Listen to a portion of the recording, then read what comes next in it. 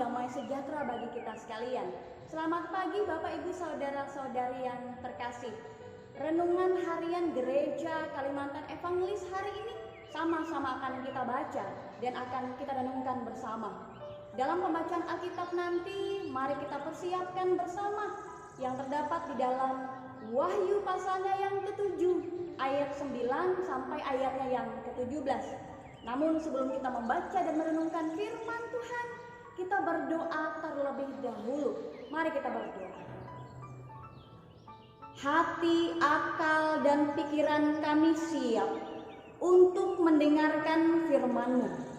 Mari Tuhan berkati dan urapi hamba yang akan memperdengarkan suara kebenaran-Mu ini, sehingga apa yang disampaikan dan warga jemaat dimanapun berada yang mendengarkannya boleh mendengarkan dengan hati dalam pengertian yang dari Tuhan saja.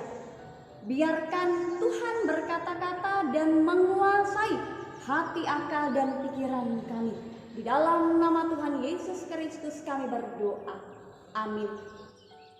Bapak Ibu Saudara-saudari, Wahyu pasalnya yang ke-7 ayatnya yang ke-9 sampai ayatnya yang ke-17.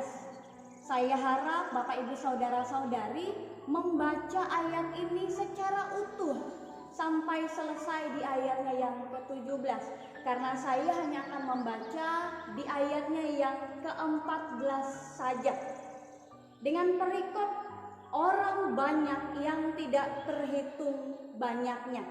Ayatnya yang ke-14 demikian berbunyi, maka kataku kepadanya, Tuanku, Tuhan mengetahuinya. Lalu ia berkata kepadaku, mereka ini adalah orang-orang yang keluar dari kesusahan yang besar, dan mereka telah mencuci jubah mereka dan membuatnya putih di dalam darah anak domba. Amin untuk pembacaan Alkitab sebagai dasar perenungan firman Tuhan hari ini.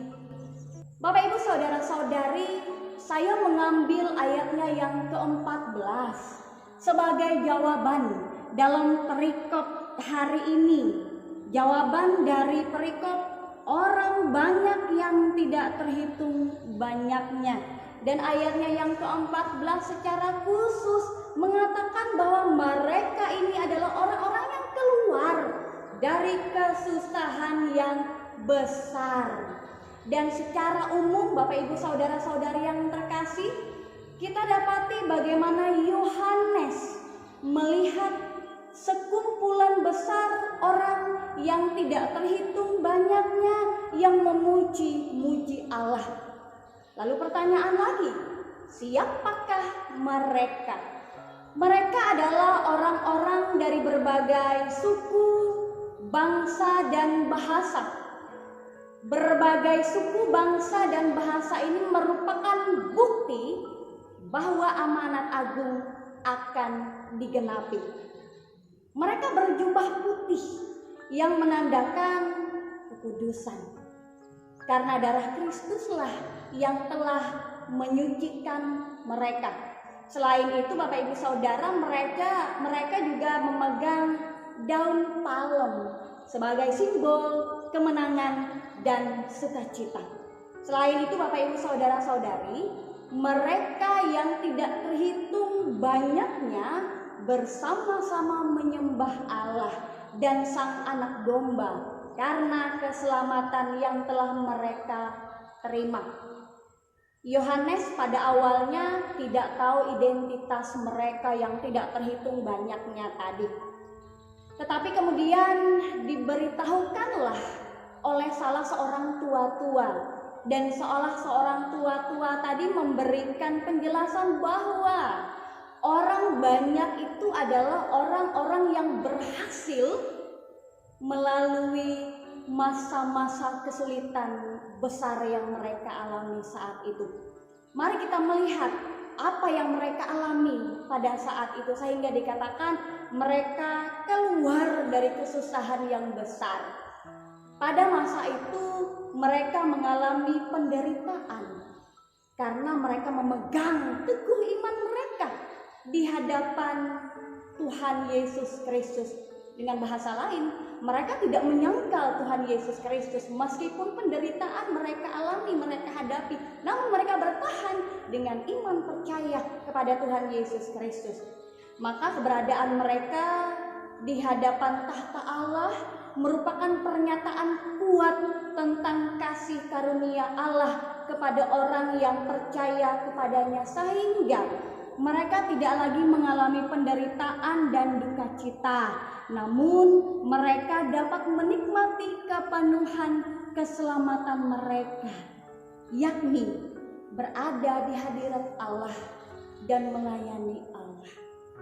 Bapak Ibu, saudara-saudari yang terkasih, jikalau saya memberikan tema dalam perenungan harian ini yaitu tetap setia di dalam iman kepada Tuhan Yesus Kristus, itu artinya adalah Yohanes melalui perikop hari ini dalam penglihatannya tentang masa depan, tentang apa yang akan terjadi, itu akan membawa kita sekalian melihat bahwa ada pengharapan.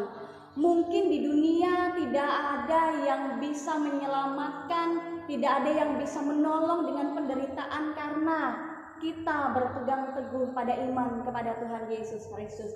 Tetapi mari kita mengingat firman Tuhan hari ini bahwa Tuhan tidak tinggal diam. Pada saat Dia menjanjikan, Dia memberikan keselamatan penuh, itu akan diberikannya kepada kita yang memegang iman percaya sampai seumur hidup kita. Jikalau kelepasan dan penyelamatan di dunia tidak dirasakan, tetapi dapat kita yakini bahwa Kristus suatu saat akan menyatakan kasih karunia-Nya, sehingga betul-betul kita boleh mengalami keselamatan yang langsung yang Tuhan berikan. Bapak Ibu saudara-saudari, jikalau Yohanes setelah memberitakan penglihatannya itu kepada orang banyak, dia tidak tinggal diam. Dia tidak diam saja, tetapi dia membantu orang-orang, dia menolong, dia menguatkan, dia menghibur mereka dalam iman setia mereka kepada Tuhan. Begitu juga kita di masa kini. Mari kita bersama-sama menolong, menguatkan, menghibur pada saat kita sedang berada untuk mempertahankan iman setia kita kepada Tuhan.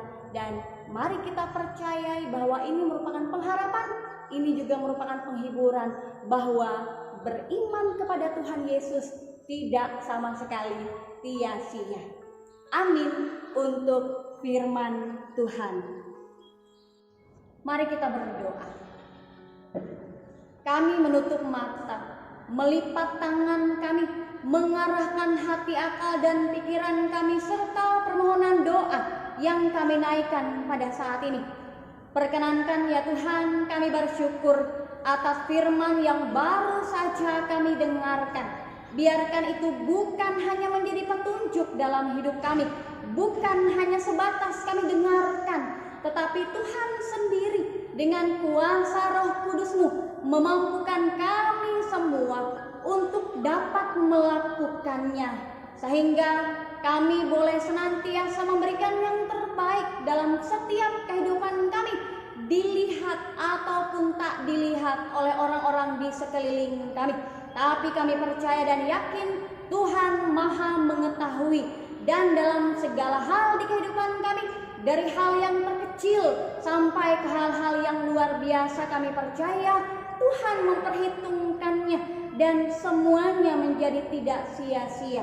Ya Tuhan Yesus Kristus, kami mau serahkan aktivitas kami, pelayanan dan pekerjaan kami sepanjang hari ini. Perkenankan kami dengan profesi apapun yang kami jalani, kami boleh dengan sukacita, dengan hati yang gembira memberikan yang terbaik bagi pemimpin kami, bersama dengan rekan-rekan sekerja, bersama dengan teman-teman kami sekantor, bersama dengan siapa saja orang yang kami temui. Perkenankan kami boleh memberikan yang terbaik. Bukankah dengan demikian nama Tuhan semakin dimuliakan dan kami boleh dimampukan untuk menjadi berkat. Dan pada saat kami boleh melakukan segala sesuatunya dengan baik, dengan indah untuk memuliakan nama Tuhan, perkenankan ya Tuhan, Engkau yang semakin besar, Engkau yang semakin mulia, dan kami membiarkan diri kami kecil semakin tersembunyi dan tetap rendah hati. Ya Tuhan, jikalau kami harus bekerja, beraktivitas di luar rumah di masa pandemi COVID-19 ini, jaga diri kami Tuhan, lindungi kami, berikan kami keamanan yang dari Tuhan saja, dan biarkan kami tetap mentaati protokol kesehatan ketat. Dan itu bukan hanya wajib untuk kami lakukan, tetapi kami boleh membawa itu untuk dijadikan contoh di tengah-tengah kehidupan berjemaat dan siapa saja orang yang kami temui. Terima kasih ya Tuhan, jikalau tiba saatnya bagi kami beristirahat dengan segala apa yang boleh kami lakukan di sepanjang hari ini, dan istirahat malam boleh sama-sama kami alami dan kami rasakan. Biarkan kami tinggal diam di dalam penyertaan dan perlindungan Tuhan saja, dan tentunya selalu ada syukur bagi nama Tuhan karena penjagaan Tuhan yang sempurna di sepanjang hari di hidup kami. Inilah doa kami yang kami serahkan dalam nama Tuhan Yesus.